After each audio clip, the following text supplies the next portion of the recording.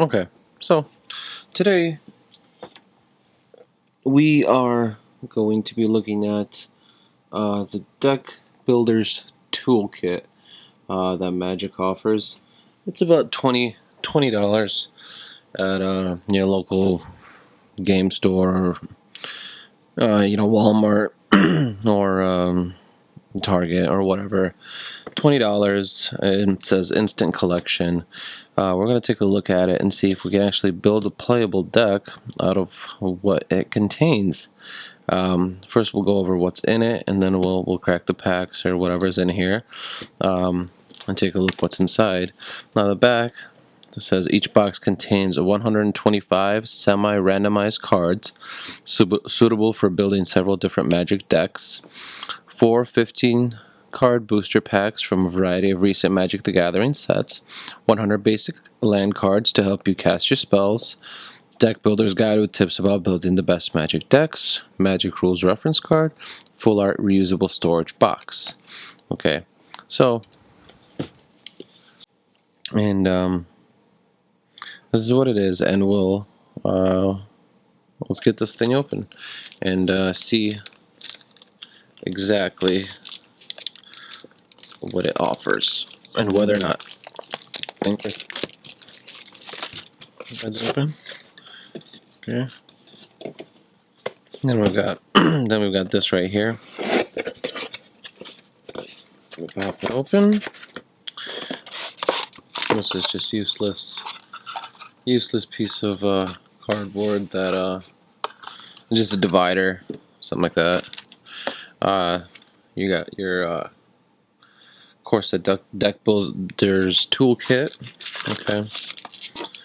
You got the 4 packs they promise. You got in this one we have 2 Born of the Gods, 1 Journey to Nyx, and 1 2015 core set. Okay, I'm gonna set these aside for now. Put them right over here. Okay. Then we have 2 packs of the, I guess, hopefully both these are semi-randomized. We have an Aegis Angel on top of them, which is rare, but we'll crack those in a second. And then got 1 pack of lands and a rules and reference card right there. Okay, put that aside too. And we got this nice box that'll hold everything for us. Not very well, but that's that. First thing we're gonna open is these lands and see if they're all lands, because that's just like how I like to do it.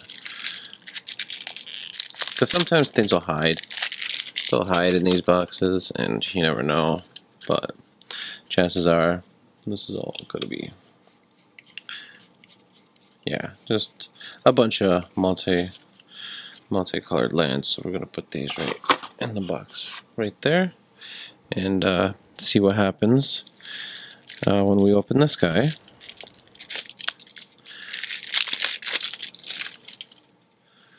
Alright, we got Evolving Wilds. Okay, now got some uncommons here. Got Freaka's Mender, Nemesis of Immortals, Grave Robber Spider, Nyx Weaver. Okay, and those are the uncommons. We'll put these right here and put the Evolving Wilds with the lands.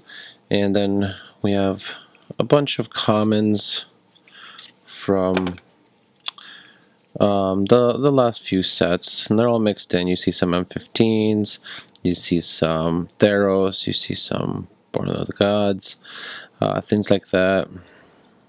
It's chock full of Evolving Wilds. And then you come across, let's see, okay, we got some more uncommons. We got a Cap Show Kite Fin right here. Okay, let me see if I can get this a little closer.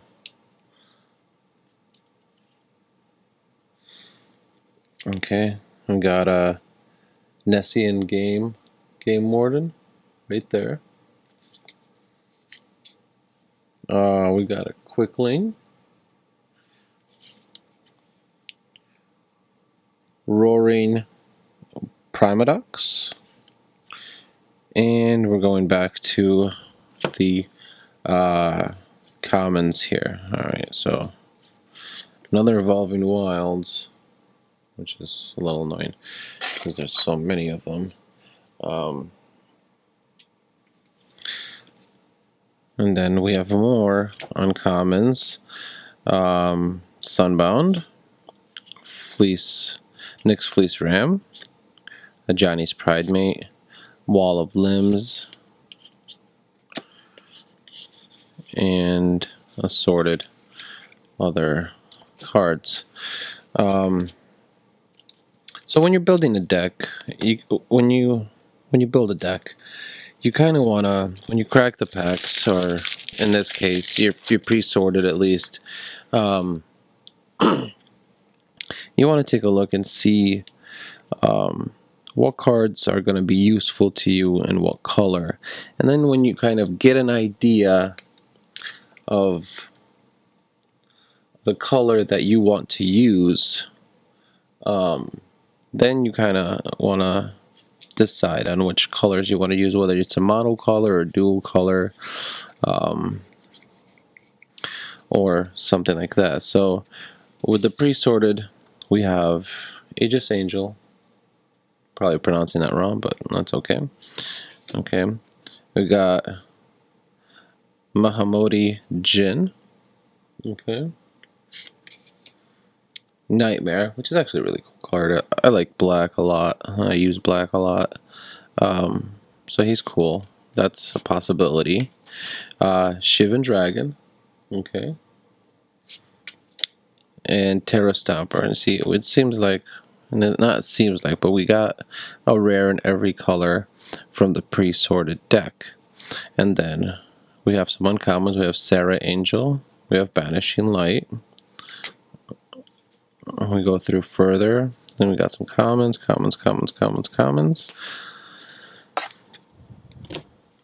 And then more uncommons. Jace's Ingenuity.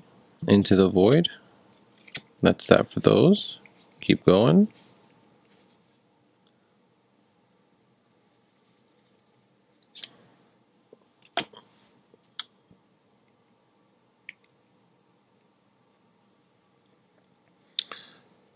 Then we got more uncommons. Bile Blight.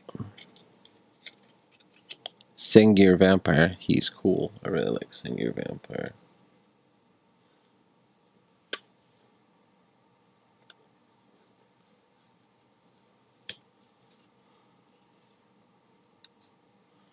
Let's try to get that focused. That's not working. I'm going to have to use both hands. There we go. Sengir Vampire is pretty cool. So put him to the side. Keep going through the cards. And, I mean, you kind of want to pay more attention to the cards. You got Syrian Blood, Furnace Whelp, Two-Headed Cerberus. That's a common, so never mind about that. Okay. Got a Lightning Strike. That's cool. Okay, done with that. And the last pre-sorted pack. I know this guy's gonna have a bunch more lands, so bear with it.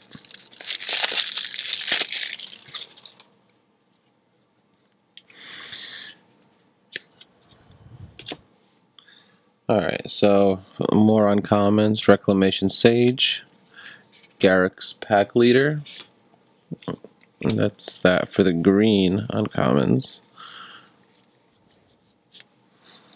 And then we have some artifacts and things like that that you may or may not want to use, depending on what kind of deck you're going to build. And then we got more lands. They stuff it full of lands, which we're gonna put right back into the box that they gave us.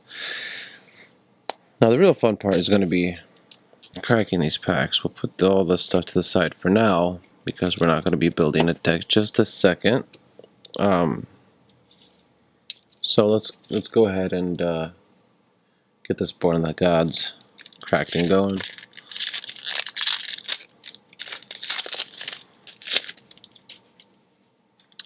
Again, going just to the uncommons and the rares. Okay, Thundering Might, Airy Worshippers, Pinnacle of Rage. I don't know if you can see that. Let me get this a little closer, actually.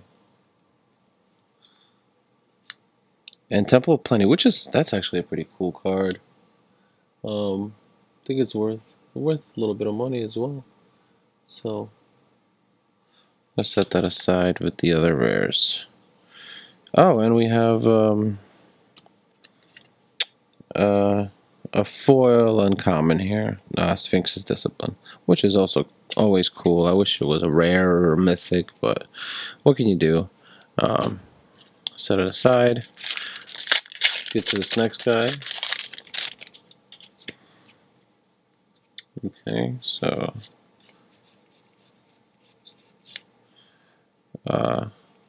Ornitharch is our first uncommon. Second uncommon is Oracle's Insight.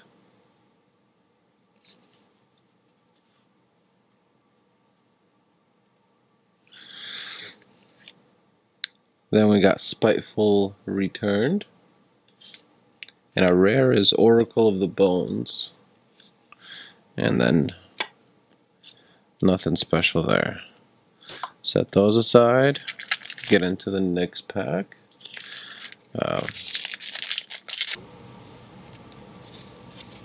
Okay, so I'm gonna go obviously to the uncommons.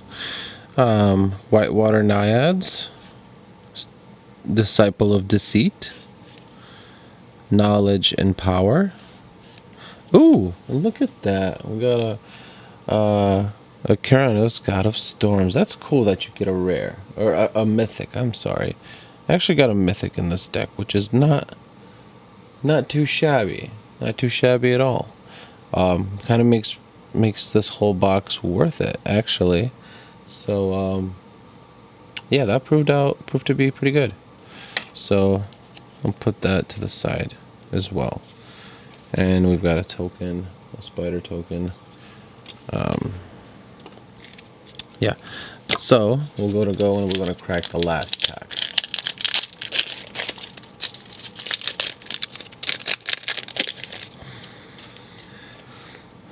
And again, as usual, we're gonna go to the uncommons.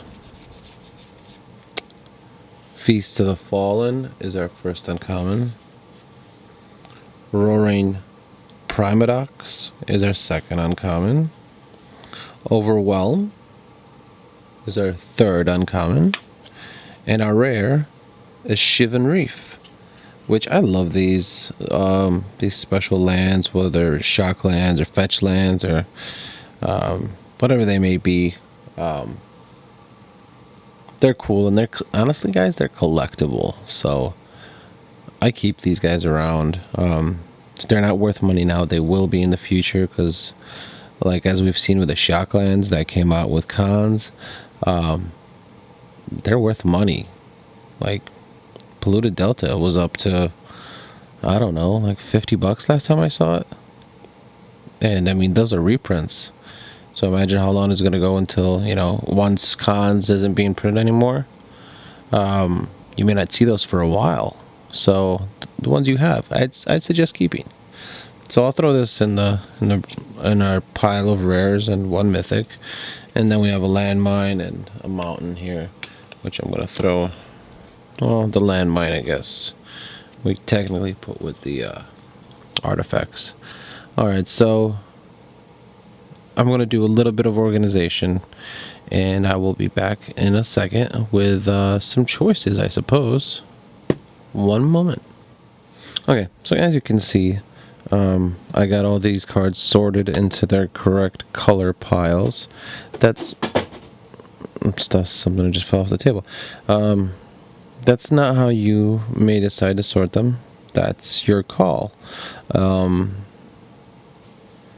If we look at, I mean, you can see that there's more of one color card than others. Like the black is a bigger stack. The black and green is pretty even, which is my favorite because I like to play Gruul a lot, which is black and green. The white and the red are pretty even. They match with the blue. All three are pretty, about the same height, so about the same amount of cards. And then we got a couple of little artifacts and a couple of little colored cards, which Nyx Weaver and Freaka's Mender here will work for a Gruul pack, which is just fine. And then obviously we have our rares and our mythic.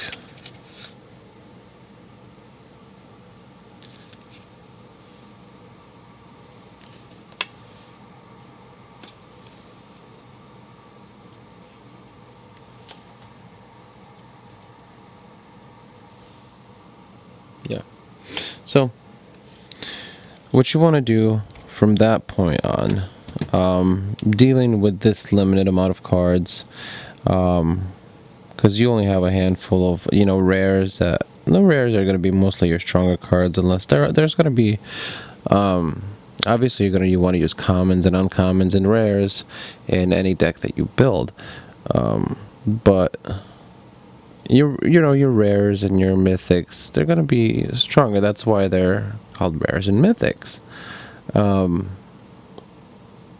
I like Gruul. So, from what I saw when we were just skimming through, I like the black and I like the green in general, as well as out of this Deck Builders Toolkit. So that's what I'm going to go with. So I'm going to grab everything else and I'm going to put it aside. And those two colors should honestly give me enough to where I can build a nice 60 card deck without having to struggle too much. Okay, so I'm going to do that.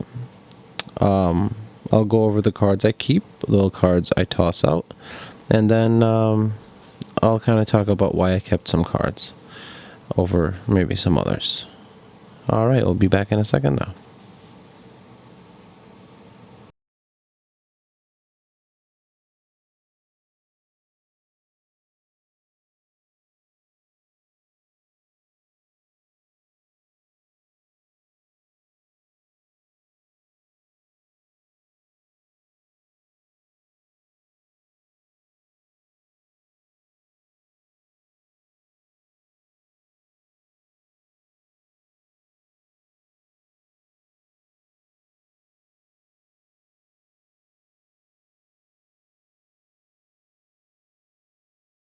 Okay, coming back to what we did keep, I did end up keeping both of the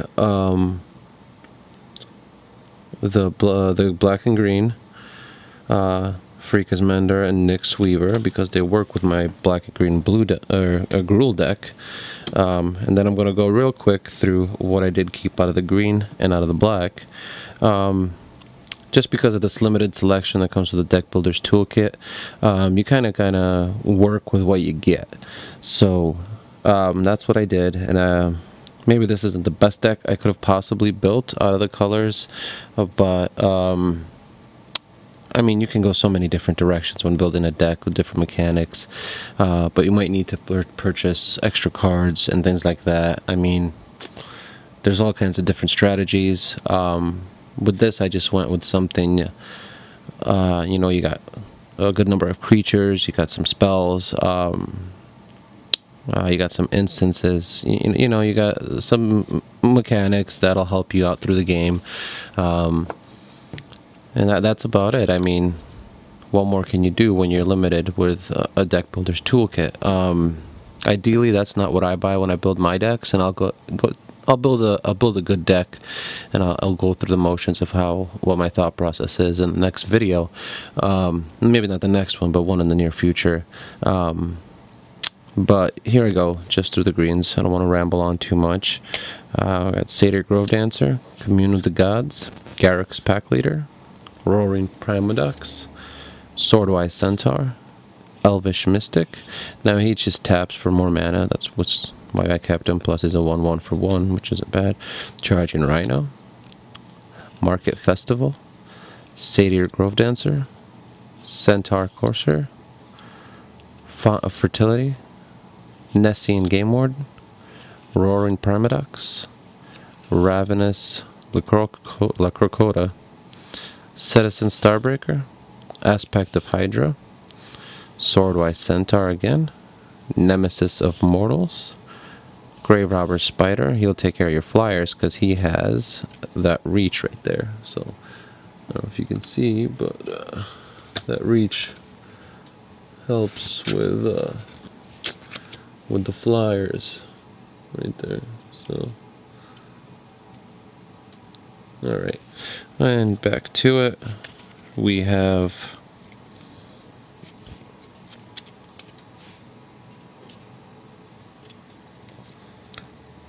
Reclamation Sage, another Charging Rhino, another Voyaging Satyr, another Elvish Mystic, and a Shaman of the Springs for green. Okay. For black, we've got Squelching Leeches, Mind Rot, Accursed Spirit, Claim of Erebos, Child of Night, Great Merchant of Asphodel. Now he's really cool. When Great Merchant of Asphodel enters the battlefield, each opponent loses X life, where X is your devotion to black. You gain life equal to the life lost this way. Now he's cool if you're playing like a mono black deck. If you throw that down and you have a bunch of swamps out, he's awesome. So I have 2 of him in that deck. Even though this isn't a mono black deck, I would probably use dual lands for them, like green and black, Gruul, dual lands, or Golgari. I'm sorry, I think I've been saying Gruul the whole time. Golgari. Okay, next we got Freak is Chosen, Aspect of Gorgon, Sengir Vampire, who's really cool. He's flying. Whenever a creature dealt damage by Sengir Vampire this turn dies, put a +1/+1 counter on Sengir Vampire. So every time he kills someone, he gets a +1/+1 counter. And he's a 5-drop for a 4/4, but he does have that cool mechanic and he's flying, so it's kind of worth it. Flesh to Dust just destroys creatures. Child of Night has lifelink. Freak is Cursed just deals damage. It's an instant. Deals damage and lifelink basically. And Walking Corpse is just a zombie. I know I didn't go through a lot of them, but I mean there's just too many cards. And when you're building a deck, you're gonna need to know, how much mana you need for the deck. What I like to use is just a mana calculator. You can use any one that's online. Just Google Magic the Gathering or MTG mana calculator, and it'll come up with one. I use eweezy.com, and it just gives you this simple mana calculator where you just put in the number of green, red, black, uncolored, and white. You got to count up the actual like symbols, like each one of these, like that'd be 1. With this it'd be 1, 2, and 3. You can't just count the cards because that would be very incorrect. So you count those up, and then you enter each of them. For this instance, it would be green and black, and then it would give you a total of how much of each mana you would need for that deck. And then you add your land cards, your swamps, and your forests in this case. Put them all together, shuffle, and then go. And I mean, as always, you want to play test your deck either against someone at home, or even just shuffle it, and then deal out 7 cards and see what you draw. Actually, I'm going to do that real quick. Right back in a sec. Okay, so I shuffled my deck pretty thoroughly. And now, you kind of want to play test it a little before you go, to FNM, Friday Night Magic, or, play against a friend. Normally, I would build a deck, from cards that I would choose one by one, not from, a Deck Builders Toolkit. But if you're just starting, I mean, and you don't know much about the game, I mean, this will get you started. This will get you going. So I'm going to cut the deck a few times just so it's not stacked or anything like that. I don't know if I did that right, but...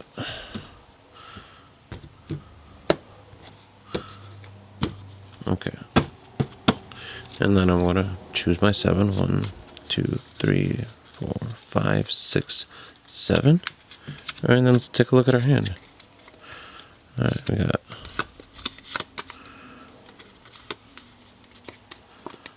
we've got a little bit of an overabundance of lands. But if we have a couple creatures that we can play, not right off the bat, but turn 2 you could play Child of Night. And, I mean, you're drawing a card every turn, so, I mean, lands are never a bad thing. That may be a little too much. Ideally, you want to start with 2 or 3 lands, and then the rest be creatures. Or, sorceries, things like that. Let me shuffle this deck again. Now, don't ever do this with your Magic cards.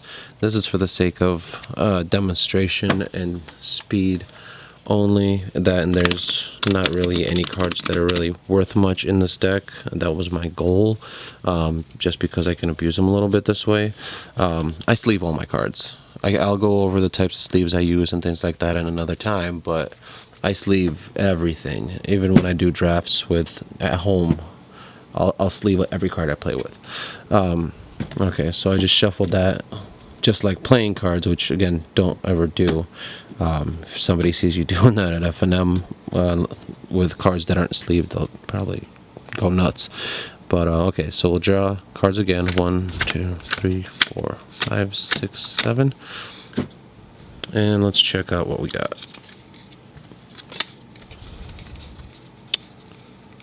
Okay, now this isn't a bad hand. Like I was saying, 2 or 3 manas on the first draw. We got a forest, we got 2 forests and a swamp. You got something you could play, on turn 1, which will get you another land, or you can save that until you actually need it. You don't have anything you can play turn 1, but you toss down your forest, and then you draw another card. Okay, and then somebody would play their turn. And then I would toss down another swamp, and then you can play your satyr. It's a 1/1, and when he enters the battlefield, you could put a 1/1 counter on target. So it basically goes like that. Then you would draw another card. Got Mind Rot, and then you would play your forest on that turn. You could play a 3/3. Roaring Paradox. He's a 4/4. At the beginning of your upkeep, return creature you control to its owner's hand. So you could do that. That. And it goes on and on. The mechanics of every card is different. Not every card. Some are obviously prints and duplicates, but that's the basics of it. Should you buy a Deck Builders Toolkit if you're just starting out? It says instant collection. It is an instant collection, but it's not the best instant collection. Can you use it to play Magic? Absolutely. If you want to have fun with your friends, spend $20, buy the Deck Builders Toolkit. If you don't have any Magic cards, go nuts. Why not? If you pull something cool out of there, you might even recoup that $20. Who knows? Because it does come with the 3 or 4 booster packs, 4 boosters. So that's always something cool.